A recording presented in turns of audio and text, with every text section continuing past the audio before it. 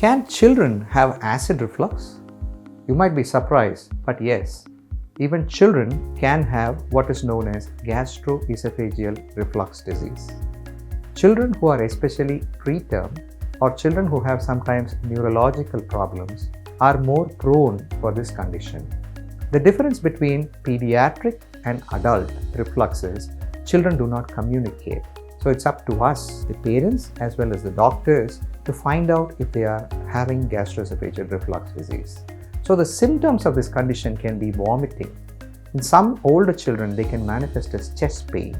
Sometimes children may refuse to eat food and they may not gain enough weight. So these cues should alert us to the possibility a child may be having GERD.